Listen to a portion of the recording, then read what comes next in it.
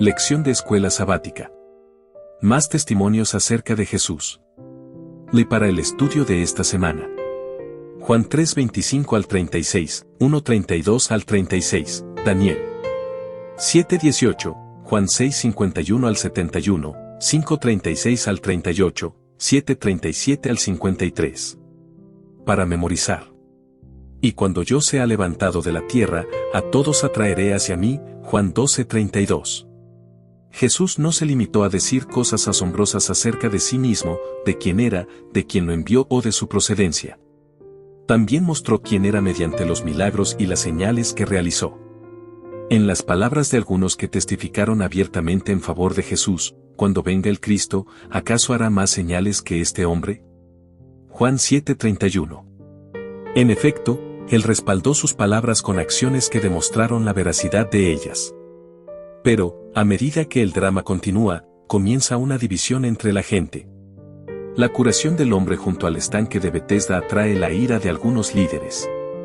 La discusión en Capernaum tras la alimentación de los 5,000 da lugar al rechazo de Jesús por parte de las multitudes. La resurrección de Lázaro suscita fe en algunos, pero desencadena en otros una hostilidad que conducirá al juicio y la ejecución de Jesús. La lección de esta semana examina a algunos que dieron testimonio en favor de Jesús. En cada uno de estos incidentes se revelan algunos aspectos de quién es realmente Jesús, y juntos crean una visión más profunda de Jesús como el Mesías. Humildad. Juan el Bautista vuelve a dar testimonio. La lección 2 describió cómo el testimonio de Juan el Bautista llevó a los primeros discípulos, Andrés y Juan, Pedro, Felipe y Natanael, a Jesús. Cabría esperar que el Bautista desapareciera de escena tras dar su testimonio. Pero reaparece varias veces en el Evangelio de Juan. Leer Juan 3:25 al 36.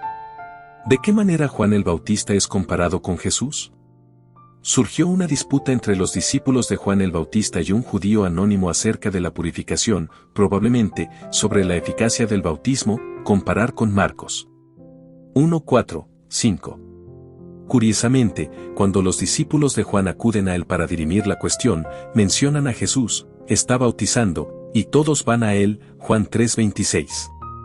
No es difícil leer entre líneas que están celosos de Jesús y preocupados por la reputación tanto de su maestro como de ellos mismos. Habría sido muy fácil que Juan cediera a los celos, pero no lo hizo pues sabía cuál era su misión. A diferencia de ello, recordó a sus discípulos que nunca pretendió ser el Cristo. Vino, en cambio, a señalar hacia él, a prepararle el camino, a ser su testigo, Juan 1:6 al 8. Utilizando la ilustración de una boda, se compara a sí mismo con el amigo del novio, y a Jesús con el novio. La novia sería el pueblo de Dios, comparar con Oseas 2:16 al 23, Isa 62:1 al 5. Luego, en palabras que muestran la verdadera grandeza de Juan, dice, él tiene que crecer y yo menguar, Juan 3:30. Juan 3:31 al 36 continúa la comparación entre Jesús y Juan para destacar así la superioridad del Mesías respecto de su precursor. Al dirigir así la atención hacia Jesús, Juan subraya nuevamente la idea del testimonio. Quienes reciben ese testimonio y creen en Jesús tienen vida eterna. Quienes no lo reciben quedan bajo la ira de Dios. Eso dice el texto. Dios ama al mundo y envió a su Hijo para salvarlo, Juan 3:16-17, pero quienes rechazan el regalo que se les ofrece enfrentarán la consecuencia de sus propios pecados, la muerte eterna. ¿Cómo podemos aprender la lección de la humildad en relación con Dios y con los demás? ¿Qué podemos aprender del ejemplo de Juan acerca de la humildad? Una nueva concepción acerca del Mesías. Leer Juan 1:32 al 36. ¿Qué dice Juan el Bautista de Jesús que la gente no esperaba oír acerca del tan anhelado Mesías? Los judíos esperaban la venida de un Mesías que los liberara del dominio de Roma.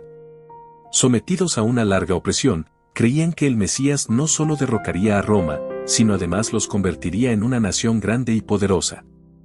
Sin embargo, las palabras de Juan, que llamaba a Jesús el Cordero de Dios, aunque apuntaban directamente a su sacrificio expiatorio, probablemente fueron malinterpretadas por la mayoría de los oyentes.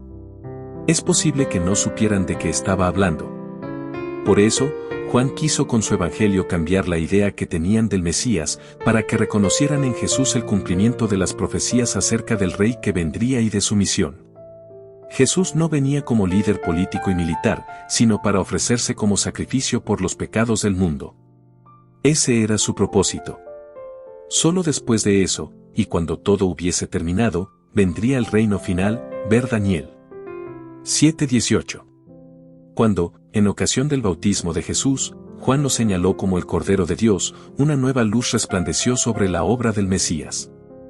La mente del profeta fue dirigida a las palabras de Isaías, como Cordero fue llevado al matadero, Isaías 53:7, Elena de White, el deseado de todas las gentes, página 115. Juan el Bautista dice, en Juan 1:31 yo no lo conocía. ¿Cómo pudo entonces reconocer a Jesús como el Mesías? La respuesta es que el Señor que envió a Juan le había dicho antes, aquel sobre quien veas descender el Espíritu y permanecer sobre él, ese es el que bautizará con Espíritu Santo. Yo lo vi, y he dado testimonio que este es el Hijo de Dios, Juan 1:33, 34. En otras palabras, fue Dios quien reveló a Juan que Jesús era el Mesías. Cristo es el poder de Dios y la sabiduría de Dios, Primera de Corintios 1:24.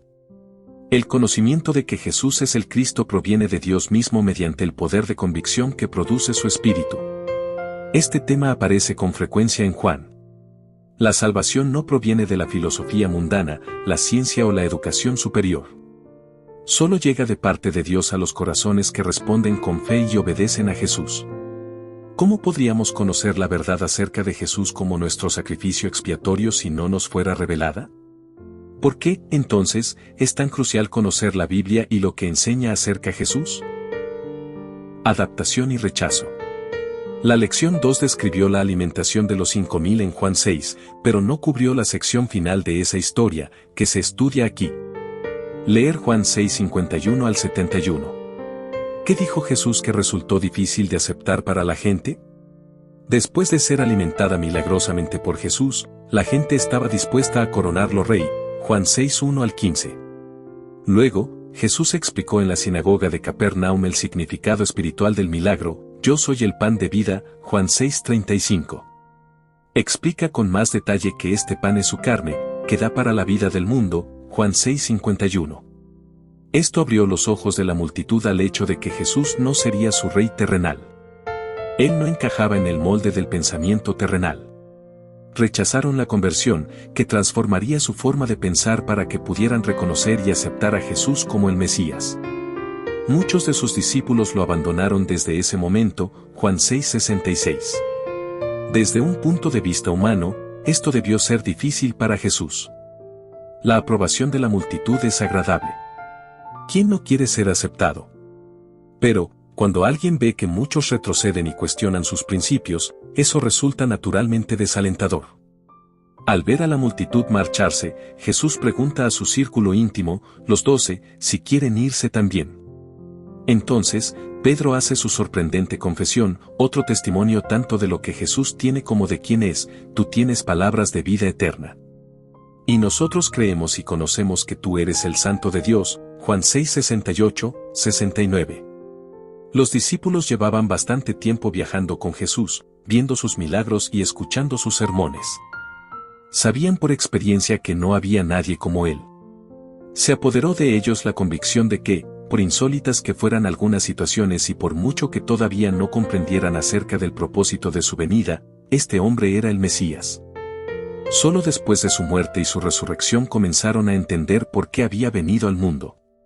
¿Qué podemos aprender de esta historia sobre el hecho de que la mayoría suele estar equivocada? ¿Por qué debemos recordar esto, especialmente en los aspectos de nuestra fe que son impopulares para la mayoría, incluso para la mayoría de los cristianos? El testimonio del Padre. El Evangelio de Juan comienza hablando de la palabra, logos, como de alguien que está con Dios el Padre, Juan 1:1. Cuando el Verbo se hizo carne, el Espíritu dio testimonio de Jesús al descender sobre él en ocasión de su bautismo, Juan 1:32 al 34. Pero el Padre también dio testimonio de Jesús durante su ministerio terrenal. Leer Juan 5:36 al 38. ¿Qué dice Jesús aquí acerca del Padre? Jesús vincula al Padre con las obras y los milagros que había realizado. Tiene muy claro el hecho de que el Padre lo envió y también de que había dado testimonio acerca de él.